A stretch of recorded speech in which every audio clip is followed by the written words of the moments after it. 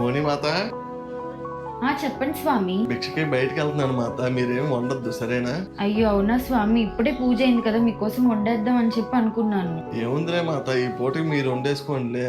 చెప్పడం మర్చిపోయాను, బయట సర్ది పెడుతున్నారంట. మన ఇంటి దగ్గర స్వాములు చెప్పారు, మధ్యాహ్నం కూడా అక్కడే సర్ది చేసేస్తాను సరేనా? అసలు మీరు మాల ఎందుకు వేసుకున్నారు స్వామి? అదేంటి మాత అలా అంటున్నారు? మనం అంతా బాగుండాలనే కదా, అలాగే నా వ్యాపారం కూడా బాగుండాలనే కదా మాలేసుకుంది. కదా, మరి మీరు మా కోసం మాలేసుకున్నందుకు మేము మీకు సేవలు చేసుకోవాలి కదా స్వామి. మరెందుకు ప్రతిరోజు భిక్షకని సర్దికని బయటకు వెళ్ళిపోతున్నారు స్వామి? ఇంకా మీకు మా చేతులతో వండి పెట్టి ఎప్పుడు సేవలు చేయాలి స్వామి? మాకు కుదరని రోజుల్లో మీరు వెళ్ళినా పర్వాలేదు స్వామి, కానీ అదే పనిగా మీరు బయటకెళ్ళి తింటే ఇంక మేముండే ఏం లాభం స్వామి? ఇప్పుడు మీరు మాలేసుకుని దీక్ష చేస్తే సరిపోతుందా?